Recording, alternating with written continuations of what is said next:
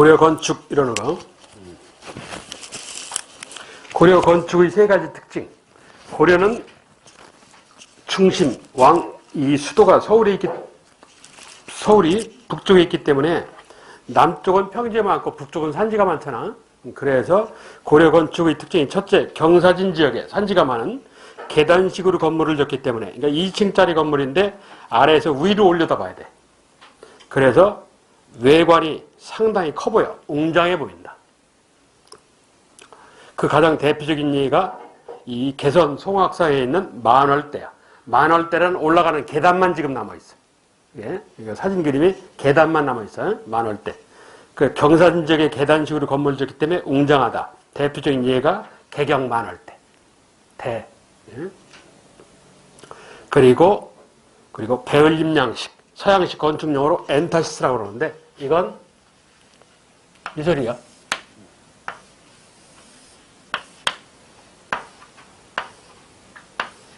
이 지붕이 내려앉지 말라고 기둥을 세워. 그 기둥을 추심이라고 그래, 추심.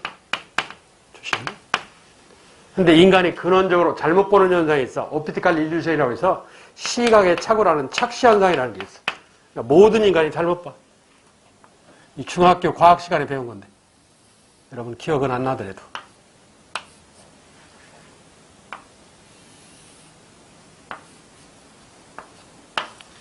여기 선이 있거든?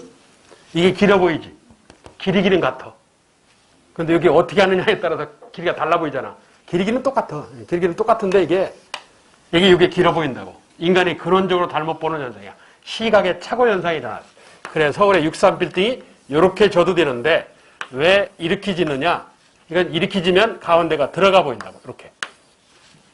그럼 여름에 바람 불어. 이거 부러질 것 같다냐? 눈은 이렇게 보인다니까 이게. 인간이 근원적으로 잘못 본다고. 이 형광 전멸을 해. 켜졌다 껐다 이러는 거야. 근데 계속 켜져 있는 거로 보이잖아. 이게. 그렇듯이 인간이 근원적으로 잘못 보는 현상이 있어. 그래서 이걸 배를 이렇게 볼록하게 하면, 가운데 배 부분을 볼록하게 하면, 그러니까 그래서 배가 흘러내리는 듯하다 이 소리야. 그래서 멀리서 보면 반듯하게 보일 거 아니냐 하는 얘기야. 이건 시각의 착오, 착시 현상을 없애려고 하는 거야. 그래서 배를 볼록하게 하는 방식. 배을리 이러는 거야. 배를 볼록하게 하는 방식. 이거 말고 우리나라 전신주에 해당하는 이렇게 된 양식도 있어요. 밑으로 내려가서 이렇게 넓어지는 거. 이건 미늘림이라는 거예요. 이건. 그리고 동남아시아 같은 나라들은 이 전신주 같은 거, 전신주가 우리나라처럼 이렇게 동그랗지가 않고 사각이야. 여기는 남쪽에다 습해가지고 뱀 같은 게 동그라면 감아서 올라와요. 그러니까 사각으로 만들면 못 감어. 뼈 부러져. 뱀 뼈 부러진다고. 그러니까 그 동남아시아 전신주는 사각이야. 우리나라는 사각 전신주가 없어. 우리나라는 동그랗고. 다 그 나라 환경에 맞추는 거야. 그렇듯 그게 고려 상황에 맞춘. 그래서 고려 건축의 3대 특징. 첫째, 경사진 지역에 계단식으로 건물을 짓기 때문에 커 보인다는 점. 두 번째, 시각의 착오 현상을 없애기 위해서 배을림 양식을 쓴다는 점. 또 그리고 세 번째, 햇빛양 조절 이러는데 햇빛양이라는 게 이거야. 여기 처마하고 추측들의 곡도를 30도 기울기로. 요거 얘기해. 이 처마가 너무 나가면 하루 종일 햇빛이 안 들어와. 처마가 너무 안으로 들어오면 햇빛이 너무 많이 들어와. 그러니까 적당하게 이들이야. 그 적당히 이거다 하는 얘기. 이걸 30도 기울기로. 그게 햇빛양 조절이라는 게. 이게 고려 건축의 3대 특징이야. 저 햇빛양 조절은 신라 이래로 내려온 거야. 자, 고려 건축의 3대 특징. 첫째, 경사진 지역에 계단식으로 건물을 짓기 때문에 커 보인다는 점. 두 번째, 배을림 양식. 세 번째, 햇빛양 조절. 이 원칙에 입각한 대표적인 건축물이 있어. 그 건축물이 그 밑에 주심포 양식하는 건축물이야. 첫째, 현재 존재하는 것 중에 가장 오래된 목조 건축물이 있어. 경산도 안동에 동전사라는 사척에 극락전이라는 건물이 있어. 극락은 다른 말로 하면 이게 아미타야, 아미타. 아미타 부처님 모시는 걸 극락전이라고 그래. 내세 담당 부처님. 그래서 안동 봉정사의 극락전이라는 건물. 현존 최고의 목조 건축물이다. 자, 필히 기억해야 돼. 안동 봉정사의 극락전. 현재 존재하는 목조 건축물 중에 한반도에서 가장 오래된 거야.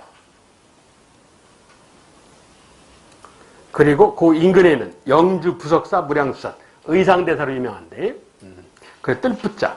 흑룡이 와서 방해하니까 누르고 뭐 이랬잖아 전에.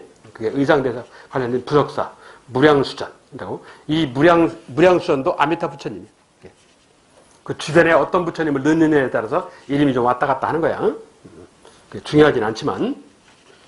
그리고 충청남도 예산 수석사의 대웅전. 대웅은 큰 영웅. 이건 석가모니 부처님 모신대. 대웅전이라고 해요. 여러분한테는 그걸 시험 내진 않아. 이름이 나오니까 얘기를 해주는 것 뿐이지. 자, 그런데 안동 봉정사의 극락전이라는 건물은 현존 최고의 목조 건축물이라 기억을 해야 되고, 그리고 영주 부석사 무량수전은 기억을 해야 되는데 왜 기억을 해야 되냐? 지붕 때문에. 지붕 때문에. 지붕이 다른 데하고는 달라. 다른 데는 다 맞배 지붕이라는 거야. 이거예요. 그 위에 해놨는데 맞배는 이거 배가 마주보는 거야. 이렇게. 이렇게 생긴 지붕이에요. 지붕이. 다른 건. 그런데 안동 봉정사 극락전은 여기에다가 이렇게 하나가 더 들어가 있어. 이걸 8팔자로 써서 팔짝지붕이라고 해. 내가 그 위에 해놨어. 그 바로 위에 보시면 맞배 지붕이 있고 오른쪽에 팔짝지붕이 있잖아. 그래서 영주 부석사 무량수전은 팔짝지붕이야. 그걸 외워야 돼. 무량수전은 팔짝지붕이다. 나머지는 다 맞배. 그러면 돼. 그리고 강릉, 뭐 별 필요 없고. 이 강릉 이명관의 그 산문, 유명한 객사문, 이건 뭐냐면 강릉에 가면 경포대라고 있죠. 왜? 강릉 경포대 알지? 그 경포대, 나도 젊었을 때 가갖고 한 30년 전에 갔어. 그 경포대 해수욕장 뒤쪽으로 가면 솔밭이 나와, 소나무밭이 나와요. 소나무밭에 좀 더 나가면 큰 도로가 나와. 도로를 건너가서 그거 물어봐. 사람들한테 눈을 잘 안 띄니까. 물어보면 객사문이라는 건물이 있어. 달랑 이렇게 건물 입구만 있어. 건물 자체는 없고 입구만 남아있어. 문화재라. 그게 입구에 그게 뭐냐? 강원도 지금으로 따지면 강원도 도청의 별관문이야. 강원도 도청 별관문인데 목조로 만들어놨는데 예뻐. 아주 예뻐요. 그 문이. 현재 보존되어 있죠.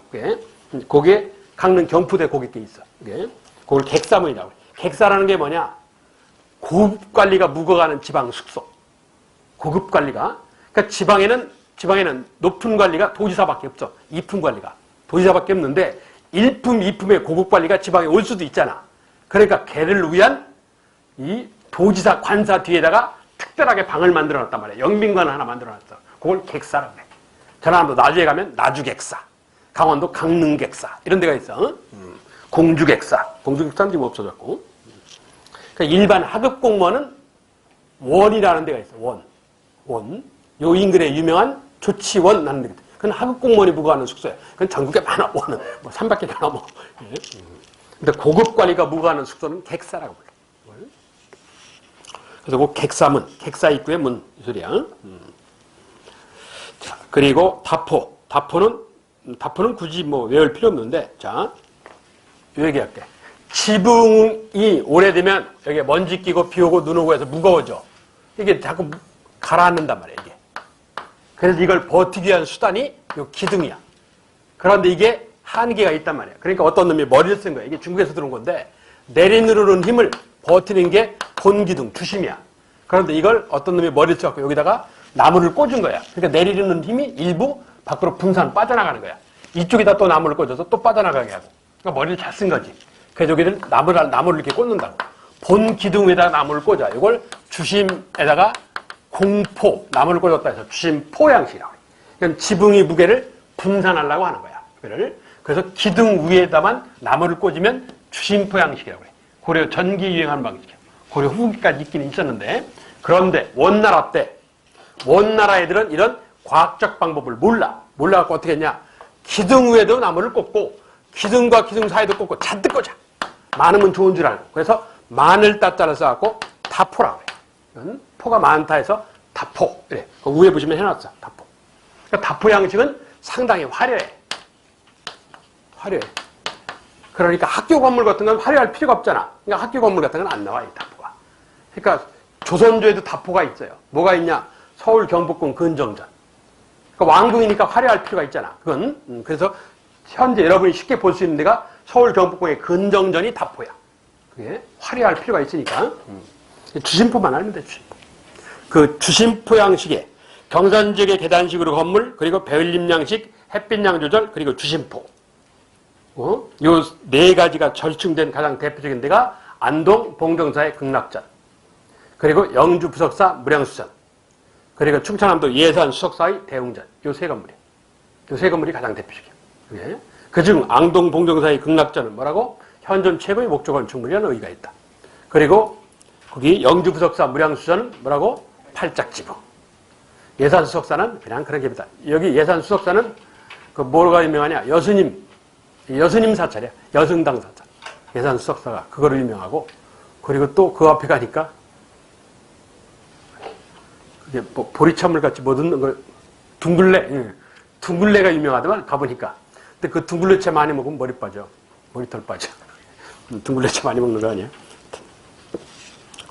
그렇다고. 그러니까 예산 수석사 저거는 그냥 알 필요 없어. 우리 두 개만 알면 돼. 그게 건축에 관한 얘기야. 자, 그리고 한 장을 넘겨서 탑은 그 신라로 대표되는 고대탑이 중요해. 자, 고려. 삼국시대 신라탑, 그리고 중요한 통일신라탑. 통일신라탑은 다 뭐라고 그랬어? 3층으로 된 돌탑에서 3층 석탑 이랬어. 왜? 통일의 상징성 때문에. 그렇다고 2층 기단 위에, 기단이 2층이야. 받침돌이 네모진 거 2층 기단 위에 3개층 해서 3층 석탑 이런다고 했어. 이게 어느 때라고? 신라 중대, 신라 하대. 통일 이후. 자, 그런데 고려요. 고려는 신라 천년 문화를 못 이길 자신이 없는 거야. 그래서 어떡하냐? 전략을 바꿨어. 뭐? 다각다층, 다양화로 한 거야. 3층, 5층, 7층, 8각, 9층 별짓을 다 해. 얘네는. 그래서 고려 탑의 특징은 다양화야. 다양화. 자, 그러면서 고려 전기. 고려 양식을 모방한 탑, 개성 불일사의 5층 석탑. 그 첫 번째 있는 거. 백제 양식을 모방한 백제 땅에 있는 부여군 무량사. 지금도 있어요. 신라 양식을 계승한 이 현재 개성에 있는 현화사 7층 탑. 고구려 개통, 백제 개통, 신라 개통. 그런데 고려 전기의 가장 대표적인 탑은 요건 알아야 돼. 강원도 오대산 월정사란 절의 팔각 부층탑. 강원도 오대산 하단 첫 번째 있어. 강원도 오대산 월정사의 팔각 부층탑. 내가 이 게을러갖고 내가 재작년인가 가가지고 사진을 찍어온 게 있는데 언제 확대해서 보여준다는 게 자꾸 까먹네. 그 하단 첫 번째 있는 거. 그게 대충 각이 보이잖아. 탑인데. 근데 그 앞에 부처님이 앉아 있어. 돌로 된 부처님이. 여긴 지금 안 보이는데 그렇게 돼 있어. 고려 전기 가장 대표적인 탑이 강원도 오대산 월정사의 팔각구층 탑이야. 자, 그리고 밑에 고려 후기 탑. 대한민국에서 제일 예쁜 탑. 원나라 때 나온 건데. 원나라 간섭기에 경천사. 현재 이북 땅이야. 개성 들어간 입구에 있어. 예? 경기도 개풍군이라는 데 있는데 경천사 10층 석탑. 그 밑에 경천사 10층 석탑. 14세기 충무왕이라는 원나라 간섭기 왕 때 나온 거야. 이건 상당히 화려해. 이건. 그래서 경천사 10층 석탑. 그래. 현재 이북에 있어. 이 탑이 상당히 예뻐. 아, 잠깐만 끊어. 깜빡하고 그냥 들어. 이게 경천사 10층 석탑이야. 우리나라 탑 중에 얘가 제일 예뻐. 이게 백색 화강암으로 만든 건데 이게 각석섬이라고 그래갖고 현재는 국립중앙박물관, 용산에 있는 국립중앙박물관 내부에 있어. 이렇게 국립중앙박물관 내부에 있는데 얘가 상당히 예쁜 탑이 이게 가칭이 분리가 가능해. 1907년에 한일합방 전 1910년에 한일합방이 되니까 1907년에 일본 국내부 대신이 일본 왕실 담당 고위관리가 한국에 왔다가 이 유명한 한반도, 일본 문화의 뿌리가 한반도니까 걔네들도 알아. 말은 안 해도. 그래서 이제 개성을 가는 거야. 구경 삼아서. 한양에서 볼일 보고. 그 개성을 갔는데 어차피 한양에서 한 시간 남짓이면 개성 가니까 개성을 간단 말이야. 개성을 가다 보니까 길변에 1층짜리 건물인데 이 탑은 상당히 크니까 한 4층 높이 된단 말이야. 차 타고 지나가다 보니까 저게 보이잖아요. 저게 뭐냐? 하고 물어봤나 봐. 그러니까 저 탑 예뻐요. 가보시죠. 간 거야. 그러니까 이 자식이 보니까 예쁘거든, 이게. 이게 탐이라는 거예요. 야, 해체해. 이랬어. 왜? 지네 집이 일본에서 새로 지인데야. 그러니까 정원에다 이걸 갖다 놓으시겠다는 얘기야. 그러니까 무슨 소리냐? 밑에 이걸 빼버리고 요것만 갖다 놓으려고 했던 모양이야. 요것만. 그래서 이 밑에 건 놔두고 위에 거는 뛰어간 거야. 이게 다 각층이 분리가 돼요. 그래서 부산항에다 갖다 놨어. 배를 실어 가려고. 그런데 아직 한일합방이 되기 전이니까 우리나라 민족 지도자들이 항의를 한 거야. 당시 통감부 시절인데 이또 그때 시절이란 말이야. 그러니까 이또가 이걸 받아준 거야. 받아줘가지고 야 포기해. 그래서 이걸 다시 서울로 옮겨다 놨어요. 서울 경복궁 궁궐에다 갖다 놨어. 그러니까 이렇게 손때를 많이 타 이게. 그래서 결국 일제 때 총독놈이 가져갔어 이걸. 아베라고 마지막 총독놈이 이걸 가져갔어. 그래서 1965년도 한일문화재 반환법에 의해서 1965년도 일본에서 돌아왔어요 얘가. 그러니까 위에 6개 층이 돌아왔는데 그때는 이게 경기도 개풍군 개성 쪽에 해방 직후에는 6.25 전에는 이 개성이 남한 땅이었단 말이야. 그런데 이게 지금 6.25 이후에는 북한 땅이 돼버렸다고. 그래서 거기 원자리에다 못 갖다 놓으니까 그냥 서울 덕수궁에다 갖다 놨다가 이 한 7, 8년 전에 미군이 용산 300만 평 중에 220만 평을 돌려줬어. 아직 80만 평을 더 돌려줘야 되는데 220만 평을 돌려줬어. 그러니까 220만 평 땅에 딱히 뭐 둘 게 없으니까 거기다가 전쟁기념관 그리고 세계에서 세 번째로 큰 국립중앙박물관을 만들었어요. 그러니까 중앙박물관 1층이 만약 공간이 남으니까 이걸 갖다 내부에다가 집어넣어버린 거예요. 원래 이북으로 보내려고 했다가. 그래서 현재 국립중앙박물관 1층에 있어요.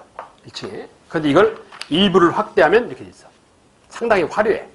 면면이 이렇게 그림이 새겨져 있어. 상당히 화려해. 얘 짝퉁이 있어. 얘를 모방한 작품이 있어. 이게 뭐냐? 이거야. 똑같이 생겼잖아.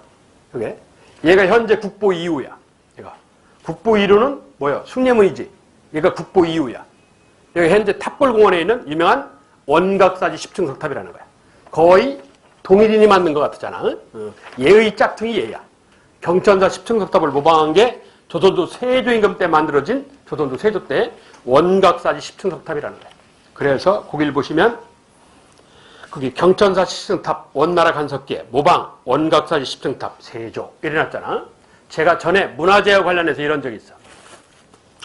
후기 문화재의 특징이 뭐라고? 기억 안 나? 후기 문화재의 특징이 뭐라고 그랬어? 화려하다야. 화려하잖아. 이게. 후기 문화재의 특징은 어떤 나라든지 다 화려해. 중기 문화재의 특징은 안 화려해. 권위주의적이야. 그래서 불상 같은 게 얼굴에 표정이 없어. 왜? 해악 웃고 있으면 권위주의적이지 않거든. 해악적이지. 초기는 해악적이야. 좀 수준이 떨어져. 중기는 권위주의적, 무표정. 후기는 화려. 이게 문화의 특징이야. 안 되면 외워, 그렇게. 그 수밖에 없지, 뭐. 문화재를 외우라고 하면 안 되지만, 하여튼 외워. 그게 미학이야, 미술 해석. 자, 그래서 대한민국 최고의 탑이라 할 수 있는 고려 후기, 원간섭기의 경천사 10층석 탑. 기억을 해야 돼. 원나라 간섭기. 이걸 모방한 작품이 조선조 세조 때 뭐라고? 원각사지 10층석 탑. 현재 국보 2호인데. 자, 그리고 승탑. 승탑은 전에 고대에서 했어. 승탑은 뭐라고? 하대. 정치에 관여하지 말고 돈 닦아라. 뭐? 참선을 강조하는 불교종파. 선종. 선종이 유행했다. 너 몸에서 돌멩이가 나오면 참선을 열심히 해서 훌륭한 스님이니까 멋있는 묘지 만들어줄게. 이걸 뭐라고? 승탑. 이건 정치에 관여하지 말고 돈 닦아라. 어느 때라고? 후기. 그랬어. 이게 한 세트라고 그랬지. 선종, 승탑, 후기. 한 세트야. 신라, 하대, 고려, 후기. 즉 선종유행에 이꼴 승탑유행이래. 한다고. 신라, 하대, 선종유행, 승탑유행. 고려후기, 선종유행, 승탑유행. 이렇단 말이야. 조선은 유교국가니까 해당이 안 되고. 그게 승탑에 올려. 사리보관장치. 일종의 스님 묘지. 전에 고대 때 했어. 자, 그게 탑이야. 고려전기 월정사 팔각구층탑. 고려후기 경천사 10층석 탑. 중요한 건 경천사 10층석 탑. 모방작이 있다. 조선조 세조 때 뭐 원각사지 10층석 탑. 자, 다음 불상 옆에 불상. 제가 전에 불상 초기는 뭐 해학적이다. 중기 권위주의적이다. 후기 화려하다. 이랬어. 불상이 됐든 뭐가 됐든 문화는 그런 특징이 있어. 자, 초기 대형 석불 큰 돌로 된 부처 아니면 대형 철불 그런 거. 초기는 대형 석불, 대형 철불인데 초창기라 좀 조잡해. 좀 수준이 떨어져. 그래서 거기 보시면 관촉사, 충청남도 논산 관촉사 고려 광종임금 때인데 석조 미륵보살 입상 그 밑에 첫 번째는 거예요. 18m짜리 엄청나게 커요. 그런데 얘가 3등신이야. 이것도 찍어놓고 있는데 등신이라는 게 뭐냐? 머리 정수리에서부터 목 끝에 여기서 여기가 1등신이야. 여기서부터 여기까지는 1등신이라고 그래. 요게 5개가 있으면 5등신이야. 6개가 있으면 6등신. 숫자가 높을수록 키가 크다는 얘기야. 근데 얘는 3등신이야. 무슨 소리야? 여기까지가 머린 거지. 그렇지? 그러니까 인체비가 전혀 안 맞지. 이건 좀 조잡한 거야. 이게 고려 초기 작품이야. 그리고 옆에는 이 개태사, 논산에 있는 태조가 개창한 사찰에서 개태사의 세 부처님, 삼존 불상, 주먹이 얼굴만 해. 주먹을 내리면 발목까지 가게 생겼어. 그러니까 인체비가 안 맞지. 그러니까 초기 작품이라 조잡해. 둘째 줄은 더해. 안동, 이천동. 안동 들어가는 길목인데 귀찮으니까 그냥 얼굴만 해놨어. 바위를 이용해서 밑에 몸은 안 만들어놨어. 귀찮다 이 소리야. 이것도 역시 초기 작품. 이거 말고도 뭐 몇 개가 더 있는데 가장 대표적인 저 세 가지야. 석불은 대형 석불. 다음 전 대형 철불인데 대형 철불도 한 6개가 있는데 그중 가장 대표적인 게 경기도 하남시 하사창동의 본래 이름이 철조열애불. 줄여서 하남시 철불 이래. 둘째 줄 오른쪽. 거기 유명한 석굴암 본존불. 석굴암에 있는 불상을 모방한 작품이야. 근데 좀 석굴암은 약간 통통한데 얘는 호리호리해. 얘는 철불이야. 무게가 6.4톤이야. 호족 사병의 병장기를 다 뺏어가지고 싹 녹여갖고 만든 거야. 호족 무기를 뺏어서 쇠니까 다 녹여갖고 6.4톤짜리 철불을 만들었어. 이게 현재 어디 있느냐? 이게 용산 국립중앙박물관이라고 그랬지. 여기가 4층이에요. 여기가 4층인데 4층 이쪽으로 들어가 보면 이쪽에 철불들이 쭉 들어가 앉아 있어. 이 방 2배 반 높이야. 앉아있는 게. 높이가 그래. 2배 반 높이에 불상이 시커먼 놈이 쇠가 오래되면 시커매지잖아. 내 놈이 이렇게 하고 쳐다보고 있어. 이렇게 하고. 사람들 여기 안 들어와. 들어왔다 다 나가. 무서우니까. 몽땅 나갔다. 이렇게 나간다고 보면. 안 들어와. 무서워서. 오래돼갖고. 아니 이만한 등치 가진 애가 앉아있어도 무서운데 이거 2배 등치 가진 내 놈이 쭉 이렇게 쳐다보고 있어봐. 누가 들어오냐고. 들어왔다 다 나가버리지. 한다고. 여기 4층 이쪽에 가면 있어. 이쪽을 봐. 거기 지금 4개가 있어. 4개가. 그중 4개 중에 얘가 가장 대표적인 작품이야. 이게. 경기도 하남시 하사창동. 경기도 하남시에 관청에 물건을 보관하는 창고가 있나 봐. 여기 동네 이름이 뭐야? 사창동이잖아. 거기는 사창동이 관청이 거기 창고가 큰 거예요. 그래서 상사창동, 하사창동 이러는 거야. 그 중에 하사창동에서 나온 얘기야. 하사창동에서 나온. 그래서 하사창동 철불이야. 그러니까 사창동 철불이야. 하남시 사창동 철불. 그게 고려 광종임금 때 철불이야. 그러니까 고려 초기는 뭐라고? 대형 석불, 대형 철불. 좀 조잡해. 인체비가 잘 안 맞아. 그러면서 초기 마지막, 초기에서 막 중기로 갈 때의 작품인데 그 밑에 두 번째 보시면 통일신라 양식을 계승한 영주 부석사, 의상대사로 유명한 영주 부석사의 소조란 나무나 지능으로 만든 이 뜻인데 이건 진흙이야. 나무로 몸체를 만들었고 사이사이에 진흙을 발랐어. 그래서 부처님을 만들었어. 그런데 진흙이 부셔지고 이러면 안 되니까 겉에다가 녹슬지 말라고 금칠을 했어. 겉에다가. 그래서 소조, 내세를 담당하는 부처님을 아미타 부처님이라고 그래. 소조 아미타 좌상. 그 밑에 있는 거. 그런데 왜 신라 양식 계승이라고 그러냐? 그 뒤에 보시면 불길이 올라오는 것 같은 게 있지? 그걸 광대라고 그러는데 저게 뭐냐? 신라의 유명한 에밀레종이라고 부르는 통일신라, 성덕대왕 신종. 현재 국립경주박물관 앞에 있는데 거기에 보면 오른쪽이 그 성덕대왕 신종이 있는 거야. 그걸 내가 확대를 했어. 거기 젊은 여인이 무릎 꿇고 내세 담당 부처님 나 받아주세요 하는 형상이야. 그게 저거를 약간 변형시킨 게 앞에 부처님 뒤에 있는 불타오르는 장면이야. 그걸 비천상이라고 해. 하늘로 날아가게. 그러니까 극락에서 받아주세요 이런 뜻이야. 응? 그래서 이게 통일신라 성덕대왕 신종에서 나온 양식이기 때문에 성덕대왕 신종 양식을 계승하였다. 이런 의의가 있어. 그게 이 부석사 소조와 밑에 자상이야. 초기에서 막 중기 들어갈 때라 얼굴을 잘 쳐다보면 얼굴이 표정이 없어요. 무표정이. 얼굴이 표정이 없어. 중기불상의 특징은 무표정이야. 통일신라 중기불상의 특징, 무표정. 뭐가 있냐? 유명한 석굴암 본존불. 석굴암에 앉아있는 부처님, 얼굴이 표정이 없어요. 초기불상은 좀 해학적이고 웃겨. 인체비가 안 맞아서 후기불상은 화려하고 이러는 거야. 그게 특징이야. 중기는 다 번이지. 그렇다고. 자, 그리고 넘겨서 고려예술의 성격. 고려는 귀족 중심 사회라 귀족적. 귀족이 돈이 많으니까 사치적. 없으면 억지로 만드니까 인공적. 이래. 그 뒤에다가 귀족적, 사치적, 인공적 뒤에다가 이 가장 대표적인, 여기에 해당하는 가장 대표적인 작품이 뭐냐? 고려청자야. 고려청자. 자, 그럼 전에 한번 얘기를 했는데 고려 예술의 성격, 그 밑에다가 조선 이래봐.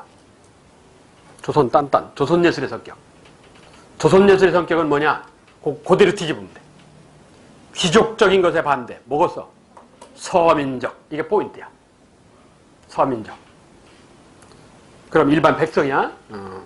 그러면 사치적인 것에 반대. 실생활에 필요한 것만 써. 뭐? 실용적. 실용적. 사치적 밑에다가. 인공적인 것에 반대. 뭐? 자연적. 이게 조선예술의 특징이야. 서민적, 실용적, 자연적. 괄호 열고 가장 대표적인 작품. 뭐가 있냐? 서민 돈 없잖아. 그 뭐로 만들어? 대나무나 나무. 그래서 뭐? 죽공예, 죽공예, 목공예 이런 거. 목공예, 나무. 그리고 죽공예, 대나무. 이런 거야. 그건 뭐 아무 데나 뚝 잘라서 만들면 되니까. 그게 한반도 예술이야. 자, 한반도 예술 다 했어. 고구려 외우라고 그랬어. 이해고 나발이고. 뭐? 태기, 힘과 정열. 그렇지? 백제, 우하고 세련됐다. 신라, 삼국제 신라. 뭐라고? 소박한. 소박한 전통. 통일신라. 정제미 조화미. 고구려 백제 신라를 하나로 잘 조화시켰다. 정제미 조화미. 하고 발해. 웅장 건실. 웅장 고구려 색깔. 건실 당나라 색깔. 그런 다음 고려. 귀족적, 사치적, 인공적. 조선 그대로 뒤집으면 서민적, 실용적, 자연적. 그렇다고 이게 국사교과서가 얘기하는 한반도 예술의 특징이야. 그냥 이렇게 외우는 게 빨라. 자, 이러한 대표적인 것 중에 자기, 도자기라는데 도기, 사기, 자기라는 게 있어. 이건 굽는 온도에 따른 구분법이야. 토기, 흙그릇. 토기는 재료가 흙이야. 사기, 자기도 계속 흙이야. 그런데 토기는 겉에다가 코팅을 안 했어요. 그래서 물이 공기가 스며들어. 그 뭐지? 김채. 이거 김치냉장고. 그 김치냉장고가 그런 거예요. 온기 그런 거. 그게 이제 공기 투과율이 있단 말이야. 그 뭐 살아있다 뭐 그러잖아. 그런데 이 토기에다가 고령토라는 유약, 물감을 넣어갖고 겉에다가 코팅 처리를 해. 코팅. 이건 물이 안 새. 이걸 뭐라고 그러지? 도기, 사기, 자기라고 그래. 도기, 사기, 자기는 온도에 따라서 부르는 게 좀 달라. 이게. 그건 뭐 여러분 알 필요 없고. 여하튼 그래서 자기, 도기라는, 도자기라는 말이 그래서 나오는 거야. 자, 그 중에 푸른색 도자기, 청자. 순수, 비치색. 비치색이라는 게 뭐냐면 옥색이야, 옥색. 순수, 비색 청자, 옥색 청자. 그렇지. 송나라 휘종, 흠종 황제가 농경문화에서 가장 중요한 제1의 보석이 뭐냐? 옥이에요. 옥은 인공이 없어요. 다 자연이에요. 인공으로 만들기 어려워요. 그러니까 자연석이다. 이게. 그러니까 유목문화에서 제1의 보석으로 치는 건 금. 농경문화에서 제1의 보석으로 치는 건 뭐라고? 옥. 이랬어. 그래서 송나라가 옥을 인공으로 만들려고 시도했는데 100년간 실패를 한 거야. 그런데 고려가 성공을 했대. 그래서 송나라 휘종 황제가 산업 스파이를 보낸 거예요. 야, 배워와라. 이랬어. 그래서 산업 스파이가 왔어. 인종 취임식 축하사절단으로 왔어. 와서 이 기술을 빼가려고 그러는데 못 빼갔어, 결국. 포기하고 돌아갔다고. 그래서 송나라 황제한테 못 빼왔어요 하고 보고서를 썼어. 하나는 내용을 써 있는 거고, 하나는 그림이 그려져 있어. 그게 그 밑에 보시면, 거기 청자 둘째 줄에 고려 도경이라는 책이야. 서경이라는 송나라 관리가 쓴 거야. 여기에서 고려 청자의 우수성에 관한 기록이 있어. 두 권의 책으로 되어 있는데, 글로 써 있는 책은 지금 중국에 있고, 그 그림으로 되어 있는 부분은 없어졌어. 잃어버렸어. 언제 어떻게 없어졌는지 중국애들도 몰라요. 그런데 이게 고려 춘기야. 12세기. 고려 춘기면 아직 경주에, 신라 수도인 경주에 뭐가 남아있을 때냐? 뭐가 남아있을 때야? 경주에 엄청나게 높은 뭐가 남아있을 때야. 기억 안 나? 몽골 2차 침입 때, 아까 내가 실록이 불탔다고 그랬지? 그리고 초도단경이 불탔어. 그리고 몽골 3차 침입 때 불탄 게 있어. 그게 뭐냐? 팔만대장경 하는 그 대장경의 얘기야. 그 팔만대장경 하는 거 관련된. 그래서 그 유명한 몽골 3차 침입 때 뭐가 홀라당 불타냐? 예. 경주에 황룡사 9층 목탑이 불타요. 황룡사 9층 목탑을 부시러 왔어. 어떻게 하다가 부시는 게 아니라 아주 목표를 딱 잡아갖고 왔어요. 그래서 그걸 불을 질렀다고. 그거 한 달 탔대야. 네. 워낙 큰 거라 한 달가량 탔다는데, 그러니까 그건 이 몽골 침입 때인 13세기 얘기고, 얘는 12세기란 말이야. 인종이 12세기 중반 사람이니까. 그럼 그때는 뭐가 있어? 9층 목탑이 있었던 거지. 그러니까 얘가 9층 목탑을 가본 거예요. 그래서 1층, 2층, 3층, 9층까지 안에 내부, 밖에를 다 그린 거야. 다 설명을 했고. 그래서 그 설명문이 지금 남아있어요. 내부 설명문이 지금도 남아있어. 그러니까 이걸 다시 복원할 수 있어요. 설명문이 그대로 남아있기 때문에. 그림을 그려놓은 건 없어졌는데 설명문이 남아있어요. 예? 그래서 복원은 가능해요. 복원은. 그런데 그걸 나라 돈을 써가면서 복원할 일은 아니지. 예? 현재 불국사가 복원한다고 난리를 피는데 못해. 현재 세계 기술로 4천 이상은 복원 못해요. 여하튼 세계에서 가장 오래된 회사가 있어. 금강조라고. 일본 회사. 얼마 왔냐? 1800년. 기업이 1800년을 왔어요. 지금. 80 몇 대까지 왔는데. 그게 백제계 후손이 목조기술자 회사야. 목조회사야, 목조. 문화재 고쳐주는 목조회사인데 금강조라고 그래, 일본식으로. 금강조라고 그러는데 얘네가 목조 건축은 세계 최고야, 얘네들이. 그러니까 얘네들 기술로 4층 이상은 못 만든대요. 복원을 못 한대. 자기네 기술 갖고는. 그런데 저게 9층이란 말이야. 뭘 복원하냐고. 이 아파트 11층 높이에요. 엄청나게 커요. 그게 고려도경의 얘기야. 고려청자의 우수성에 관한 얘기가 나와요. 예. 그리고 순수 비색청자. 거기다가 상감청자. 상감청자는 뭐냐? 그릇 표면에 글씨나 그림을 새기는 기술을 상감기법이라고 해요. 상감기법을 이용한 푸른색 자기. 상감청자. 상감청자라는 청자가 있는 게 아니야. 푸른색 자기 표면에다가 글씨 그림. 그 밑에는 그림이지. 이거. 예를 들어. 자, 이게 청자라고 치자고. 여기에 글씨를 집어넣은 거야. 구리니까. 구리는 물렁물렁해. 톡톡톡 치면 밀려 들어간단 말이야, 이게. 그래서 그림이나 글씨를 표면에 새기는 기술을 뭐라고 그래? 상감기법. 이러는 거예요. 제가 전에 고대 때 뭐라고 그랬냐? 백제의 상감기법이 있다. 그러면서 어떤 문화재를 하나 설명한 적이 있어. 뭐? 앞뒤 64자에 글씨가 파있다. 거기다 금을 부었다. 그래서 일본에 선물을 줬다. 뭐요? 칠지도. 칠지도가 금상감이 있어. 그러니까 상감기법이라는 게 고려에서 처음 나온 게 아니야. 백제도 있었던 거예요. 그래서 그릇에다가 글씨나 그림을 새긴다는 게 쉽지 않잖아. 왜? 그걸 글씨나 그림을 새긴 다음에 구워야 돼. 그럼 이게 파이고 이러면 이게 쉽게 균열이 된단 말이야. 갈라지고 깨진다고. 그러니까 완성하기가 힘들어. 그러니까 아주 미세하고 치밀한 기술이 있어야 되는 거야. 그래서 그 상감이 쉬운 일이 아니에요. 근데 고려가 이걸 성공한 거야. 청제에다가 글씨 그림을 그려. 여긴 그림자. 아주 세계적인 명품 아니야, 이게. 한반도를 대표하는 명품이야, 상감청자가. 우리나라 뭐 첫 번째라 해도 과언이 아닐 정도. 문화재, 한글 빼놓고. 한글은 뭐 말할 수 없는 거고. 한글 빼놓고는 아마 첫 번째로 들 수 있는 게 이 상감청자일 거야. 이게 일제 때 발견을 했어요. 일제 때 도굴로에서 발견이 된 건데, 전영필이라는 젊은 한국 부자가 일제 때 일본에 가갖고 이걸 사왔어. 자기 돈 줘서. 그러니까 당시 서울 시내, 그 사람 표현하면 서울 시내 기와제 864채 값을 줬대요. 그러면 지금 서울 시내 아파트가 평균을 10배 더 한대야. 한 15억 곱하기 864하면 돼. 15억 곱하기 864 해봐. 나는 머리가 나쁘다 계산을 못 하겠어. 한 뭐 1000억, 2000억 넘겠네. 그렇게 놓고 사왔다는 얘기야, 이게. 대단한 사람 아니야. 이게 안 사왔으면 여러분이나 나는 몰라요, 이거. 왜? 일본 놈이 지가 갖고 이걸 내놓냐고. 이거 어차피 고려밖에 없는 건데. 그러면 이게 뻔히 이 말썽이 생기는 거 알 텐데. 근데 이걸 그때 얘기를 듣고 일본에 가갖고 6번인가 7번 찾아가가지고 이걸 결국은 사와요. 성에 탐복을 해가지고. 그게 상감청자예요. 운학문. 운, 구름하고 항날로 다니고 뭐 이런 거요. 운학문, 매병.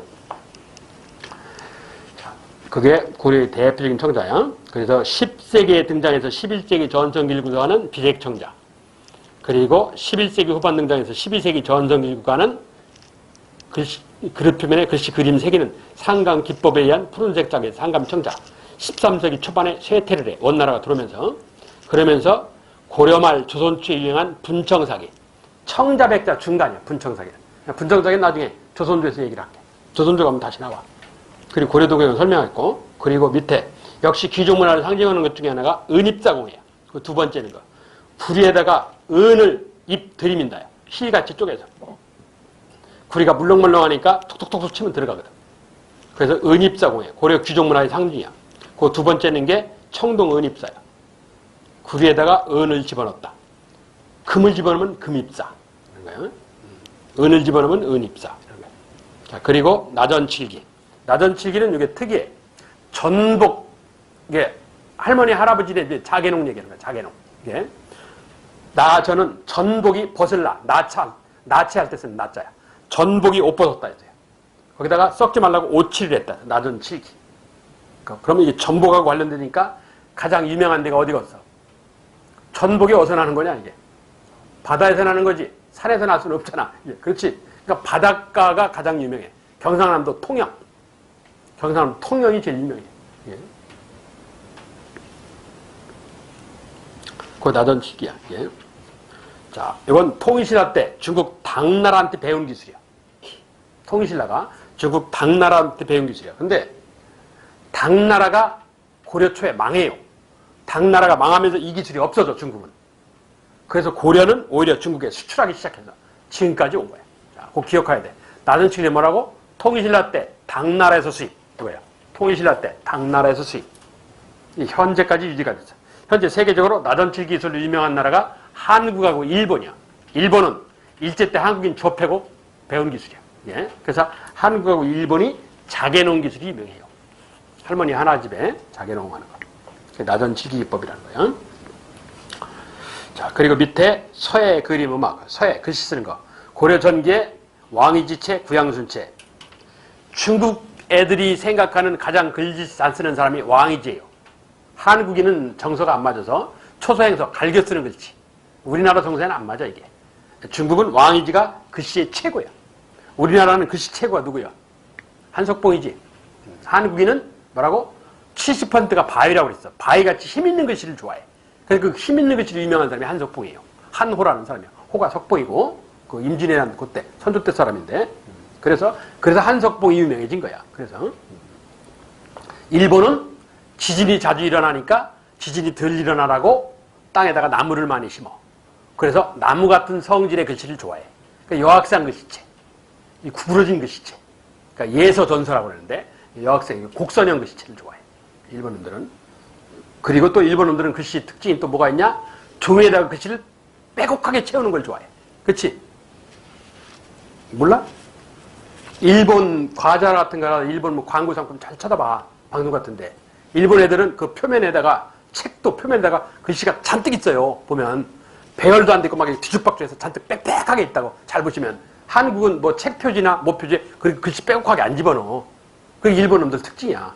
일본. 그런데 그 글씨가 다 대부분 곡선이지. 글씨가. 그러니까 직선 글씨가 별로 없지. 우리는 직선이 돼 붉고 힘 있는 글씨를 좋아해.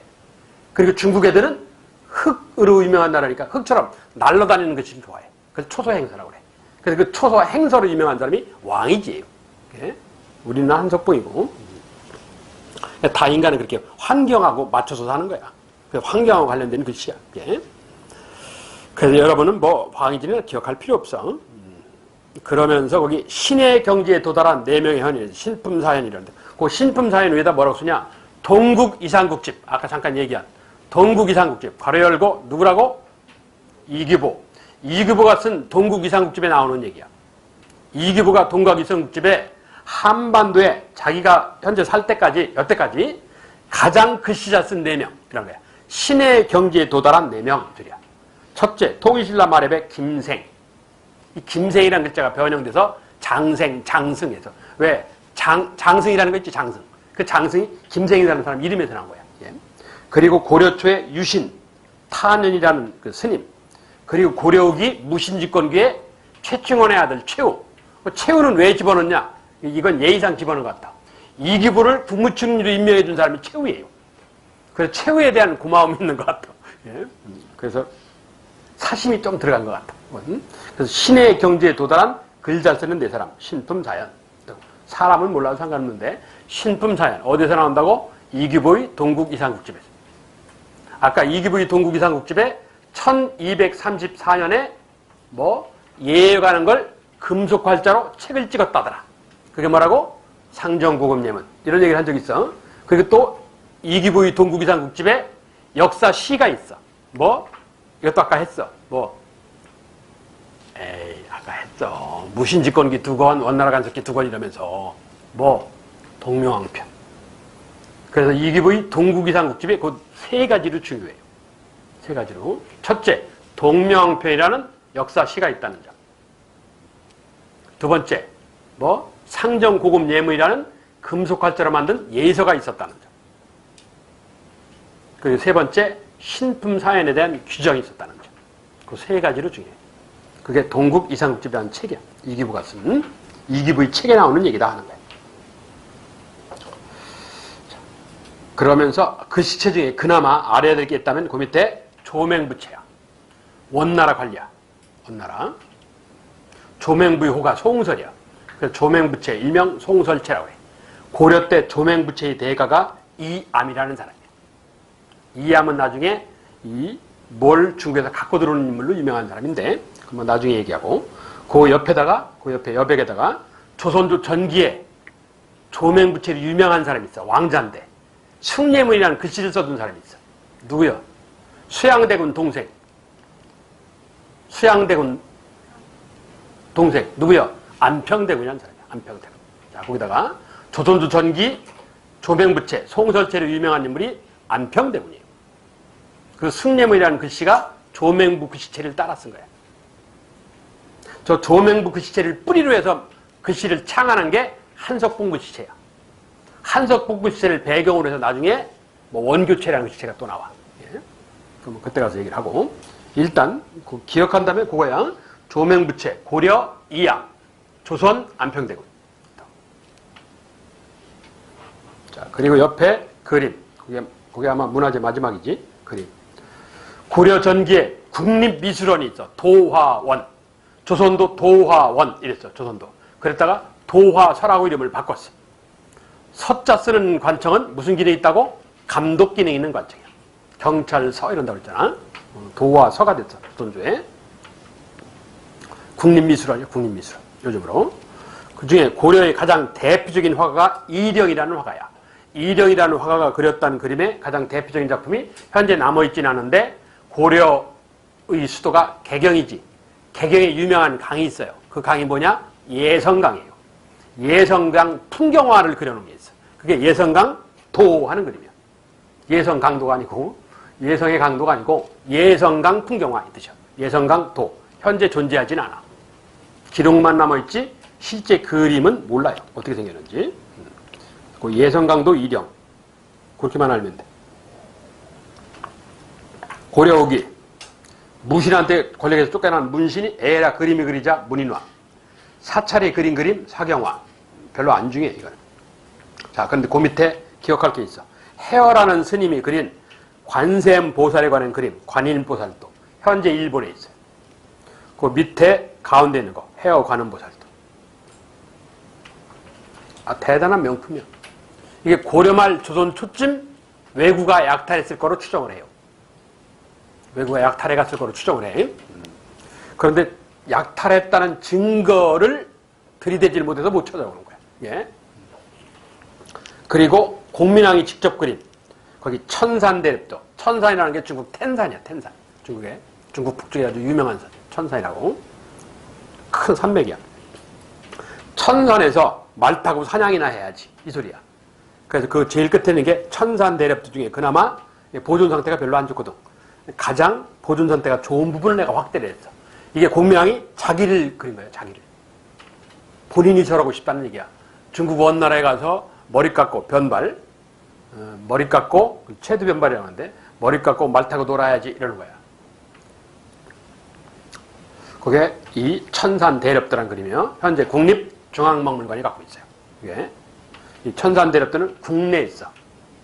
거기다가 천산대첩 밑에다가 국내 아니면 국립박물관 이러든지 해외에 관한 보산토가 일본에 있기 때문에 이걸 변형을 해서 시험을 낼 수 있다고. 천산대첩도 일본에 있다 이러면 틀리는 거지.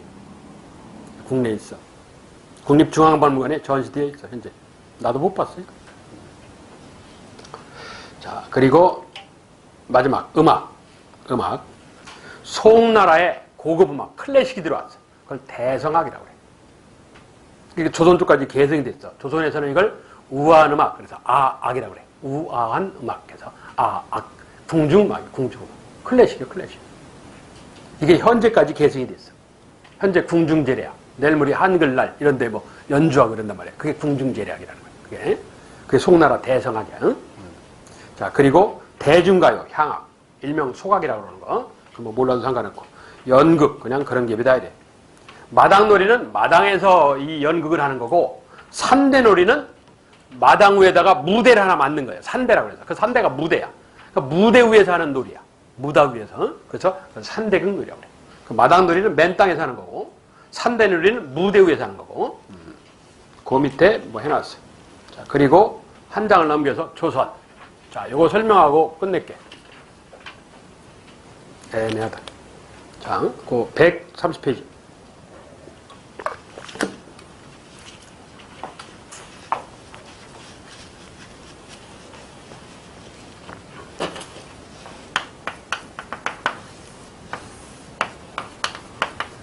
고려에서 조선으로 나라가 넘어가는 게 그냥 자연스럽게 무너져서 넘어간 게 아니라 확 뒤집었지. 이건 뭐 다 아는 얘기 아니야? 이걸 뭐라 그래? 이렇게 확 뒤집어지는 걸 뭐라 그래? 네 글자로. 성씨가 바뀔 역자. 바뀌는 혁명적인 변화가 일어났다 해서 역성, 혁명. 이런단 말이야. 그러니까 혁명이란 말은 함부로 쓰는 게 아니야. 어느 때 쓰는 거냐? 이건 180도로 뒤집어져야 혁명이라고 그러는 거야. 이 칠판이 180도로 확 뒤집어지면 혁명이라고 그러는 거야. 179도도 혁명이 아니에요. 그러니까 단 1도도 남아있으면 안 돼. 지우고 다시 이 소리야. 지우고 다시.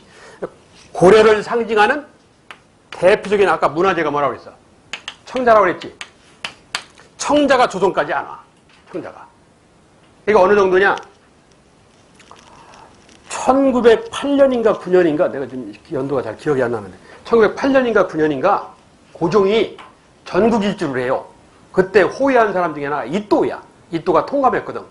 그러면서 이 이또는 업무가 있어서 남산 밑에 통감부로 갔어. 근데 그 다음날 고종 임금이 갑자기 통감부를 방문한 거예요. 예정에도 없이. 그러니까 이또가 막 지금 1층을 올라온대. 그래서 급히 자기 근무하는 집무실에 있는 거 대충 뭐 치웠어. 보면 안 되는 게 좀 있거든. 막 치웠어. 그런데 이 자식이 너무 빨리 올라온 바람에 미처 못 치운 거야. 나를 한 달 가까이 전국을 순시하는데 따라다녀서 고맙다고 단례 인사를 하러 온 거야. 그 다음날. 근데 저 인간이 뭘 확인하러 왔나 하고 이또가 의심을 하는 거야. 근데 방문 열고 들어왔어. 들어왔는데 앉으세요. 그랬더니 임금이 이제 대화를, 고종 임금이, 고종 황제가 대화를 나누다가 가만히 보니까 창 쪽 밑에 무슨 그릇이 잔뜩 있더라고. 그래서 고종 임금이 저 뭐요? 이러는 거예요. 그러니까 이또가 속으로 이 자식이 나를 심나. 지네 땅에서 도굴한 거야, 이또가. 이게 우리나라 총독, 통감놈들이 다 문화재 도둑놈들이야. 그러니까 이또가 아주 대표적인 도둑놈인데 이게. 그래서 얘는 문화재에 대한 감시관이 있어요. 그러니까 좋은 거 이런 걸 잘 고르는 능력이 있어. 이또가 예술적인 능력이 탁월한 사람이라. 그러니까 얘가 이 짓을 하니까 그 밑에 있는 놈들이 죄에다 갖다 집어갔다고. 그래서 이제 많은 문화재가 일본으로 건너가게 되는데 그래서 간 것 중에 아까 그 상감청자가 하는 거야. 그래서 그러니까 그 중에 명품이라는 걸 지 집무실에다 갖다 놨을 거 아니야. 근데 치운다고 치웠는데 미처 다 못 치운 거예요. 그러니까 고종이 가만히 보더니 저게 뭐요? 이러는 거예요. 지네 땅에서 판 건데 저게 뭐요? 그러면 저거 씹는 거 아니야. 이 인간이 속으로 나를 씹나? 이런 거예요. 근데 가만히 하는 얘기를 들어보니까 고종이 모르는 것 같더라고. 이또가 보니까. 그러니까 확인했더니 진짜 모르더라고. 이런 정도야. 조선조 임금이 청자를 몰라요. 왜? 철저하게 거부를 했기 때문에. 이러는 거야. 그러면 이러지 않으면 혁명이 안 돼. 왜? 고려 귀족 문화의 상징이 청자란 말이야. 그러니까 청자가 들어오면 귀족 문화가 여기에 묻어서 들어오는 거야. 미국에서 책자 영화가 들어오면 거기에 미국 문화가 묻어있단 말이야. 미국 노래, 미국 책, 미국 영화 보면 미국 문화가 묻어서 들어온다고. 그래서 나도 미국 문화를 이해하고 잘못하면 미국 문화를 따라가고 그렇게 생긴 거 아니야. 한류가 그래서 그렇게 도움이 되는 거 아니야. 한반도 문화 전파에 도움이 된단 말이야. 한류라는 게. 그게. 그렇듯이 이걸 철저하게 거부할 필요가 있는 거. 그래서 청자 기술을 거부해요.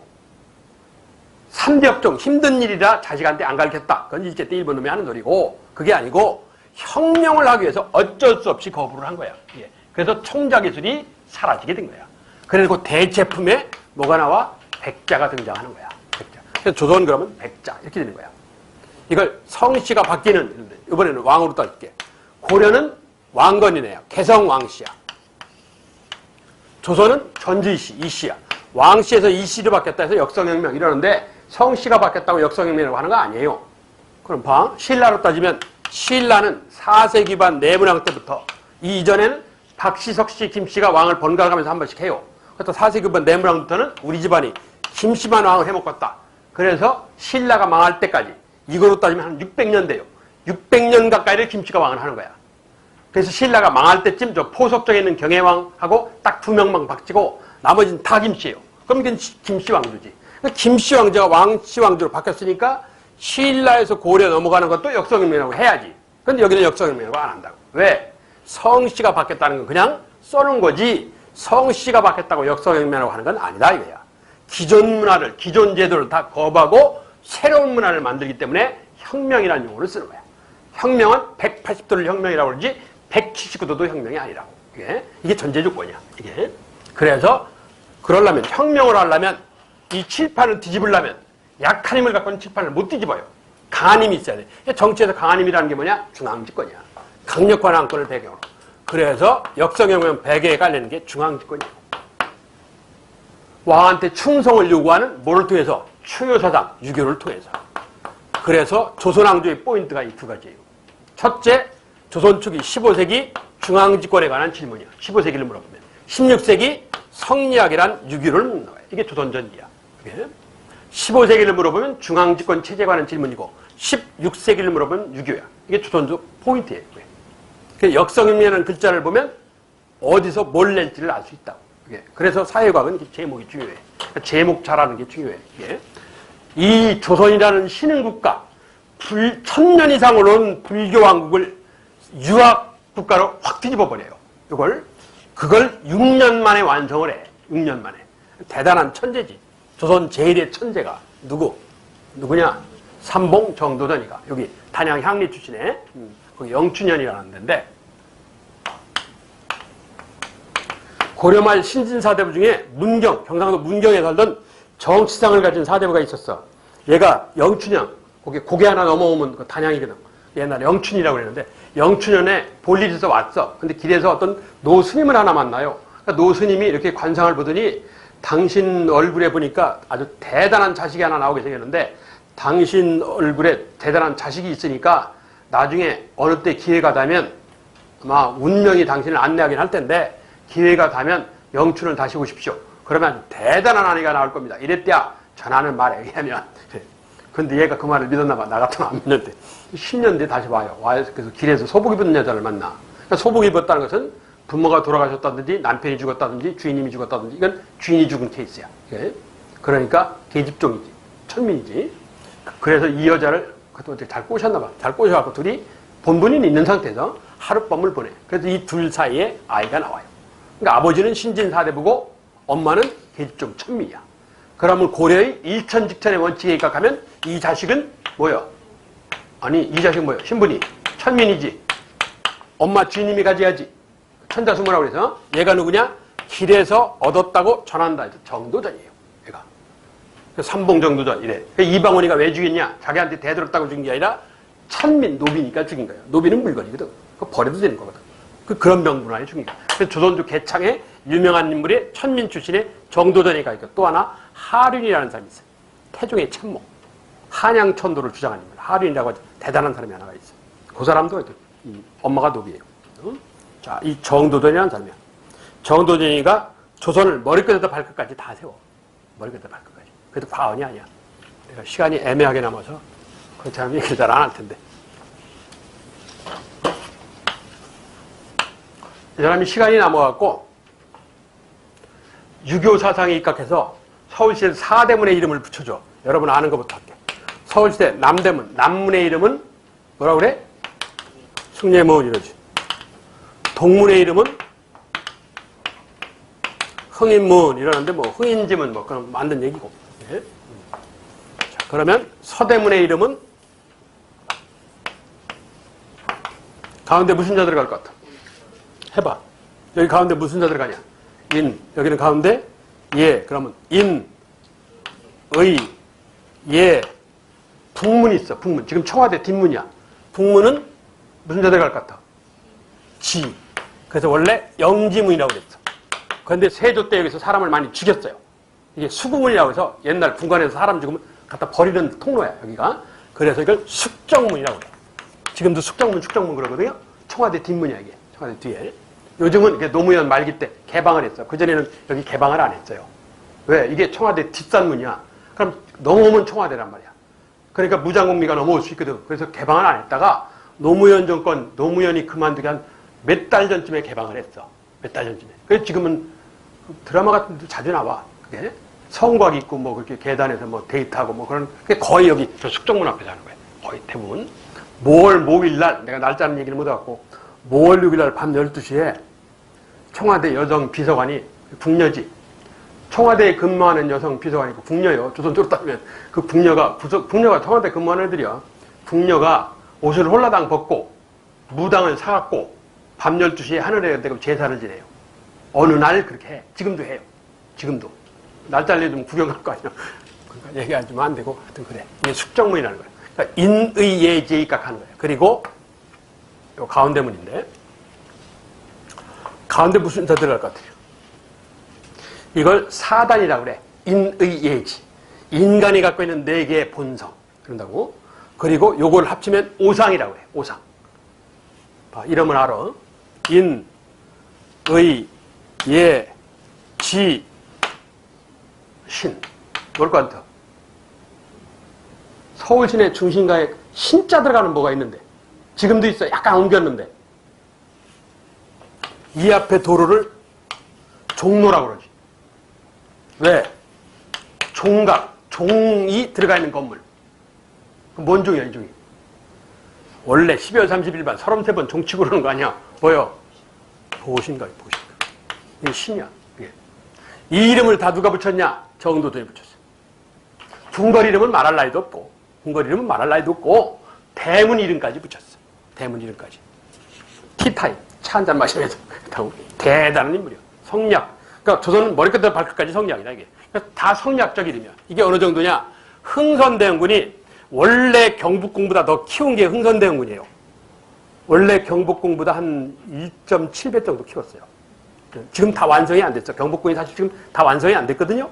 근데 지금은 다 완성을 현실적으로 못해. 왜 못하냐? 거기 미국 공사관, 영국 공사관이 있어요. 그거 다 때려부셔야 돼. 그 걔네들이 나가냐고 안 나가지. 그 바로 옆에 궁궐 있고 숲 있고 얼마나 좋아. 안 나가 미국 공사관이. 전에는 거기 타협해서 살라고 그랬는데 미국 공사관이 거부를 했어요. 그래서 거기 그 덕수궁 뒷문 쪽이라 거기 도로를 내려고 도로를 내 덕수궁 뒷담을 쭉 계속 이어서 갈 수 있어. 지금 이어서 못 가요. 돌아서 다시 가야 된다고. 미국 공사관이 막고 있기 때문에. 왜? 지네는 궁궐 뒤에 궁궐에 나무 얼마나 좋아. 그러니까 거기는 지네 정원으로 쓰는 거야. 미국 공사관 놈들이. 그러니까 자리를 안 내줘 지금도. 그러니까 걔네들 때문에 지금 거기를 경복궁을 확장을 못해. 지금 다 완성이 아직까지도 안 된 상태인데 여하튼 그나마 좀 많이 키워놓은 상태야. 그러면서 흥선대원군이 궁궐 이름을 다시 붙이려고 그랬어. 다시 붙이려고 학자들한테 이름을 다시 붙여봐라. 그랬더니 학자들이 뭐라고 그러냐. 2년 뒤에 와서 하는 얘기가 정도전이가 붙인 이름보다 더 빼어낸 이름을 단 한 자도 못 찾았대요. 그래서 결국은 포기했다고. 그래서 이 정도전이 무덤한테 사람을 보내갖고 제사를 지내줬어요. 흥선대원군이. 그 기록이 그대로 고스란히 남아있어. 그만큼 정도전이가 대단, 조선 제일의 천재야. 조선 천재. 조선 제일의 천재예요. 이게 삼봉, 이 단양에 가면 도담 삼봉 하는 거 있잖아. 단양 8경 중에 삼봉 정도전이라는 사람이야. 이게. 조선 제일의 천재가 전두전. 그 다음이 16세기 조광조. 조선 후기 정약용. 이런 사람이야. 그리고 19세기는 여러분 잘 모르는데 최한기라는 사람이 있어요. 최한기. 이 최한기라고 개화파한테 사상적 이 자료를 제공한 인물이 있어. 예? 명남도 총설하는 것을. 이 최한기 사상을 이어받겠다는 게 조용하지. 김용옥이라는 사람이야. 김용옥이가 자기가 최한기 사상을 이어받는다고 주장을 해. 자기가 천재라면서. 천재성이 있기는 약간 있더라고. 자, 이게 조선왕조야. 거기 130페이지. 포인트가 뭐라고? 중앙집권. 그래서 거기 131페이지 거기는 뭐 궁궐 얘기고. 봐봐. 130 몇 페이지냐 이게. 138페이지 제2절 통치체제의 정비. 통치체제라는 게 뭐라고? 중앙집권체제 이 얘기야. 15세기 이렇게요. 그 다음 이건 내가 정한 게 아니야. 국정국사교과서 제목이 그렇게 돼 있어요. 왜? 내용이 그거니까. 그리고 그게 제목이 중요하다니까. 그리고 150페이지 제3절 살림의 대도와 붕당정치 이렇게 되는 거야. 그건 뭐냐? 살림은 성리학자들이야. 뭐요? 유교. 유교. 즉 성리학. 그러니까 15세기는 중앙집권에 관한 얘기. 16세기는 성리학, 유교에 관한 얘기. 그래서 16세기를 물어보면 유교라는 철학을 묻든지 아니면 유교학자, 유학자를 묻든지 누구? 조광조, 퇴계왕, 율곡이 이런 사람들 아니면 유학자들이 세력을 확장하는 거 서원향약이라고 거기 151페이지에 있는 거 있는데 그 세 개 중에 하나 물어보는 거예요. 16세기는. 그것밖에 물을 게 없어요. 그것밖에. 그러니까 사회과학은 이렇게 제목이 중요해. 내가 첫날 첫 시간 얘기했다시피 사회과학은 눈에 안 보이는 걸 얘기하는 거기 때문에 제목이 중요해. 제목이. 그러니까 제목을 절대 대충 넘어가는 거 아니야. 고려 초기에 그러면 초기가 갖고 있는 특징이 있단 말이야. 중기에 그러면 중기가 갖고 있는 특징이 있고 이러는 거야. 그러니까 그걸 잘 봐야 돼. 그게 사회과학이 갖고 있는 특징이야. 그래서 사회과학은 논리적인 증거, 말장난이 중요하다고. 그래서 우리다가 논증 이러는 거야. 이렇게 노래를 불러도 좀 지나면 대충 지나가. 환장하지. 다음 시간에 어디냐? 궁궐에서부터 아니구나. 131페이지 조선 정치 여기서부터 할게. 정치 여기서부터 내 희망은 정치사를 다 하고 싶어. 될라는지 몰라도. 안 되겠구나. 149페이지까지. 그게 제도 끝이야. 이 제도사 끝이야. 여기가 요 제도사가 시험을 가장 잘 내요. 어렵거든 얘가. 제도사가. 149페이지까지 아마 다음 주에 하지 싶어요. 자, 여기까지 합시다. 여기까지. 수고했습니다. 예.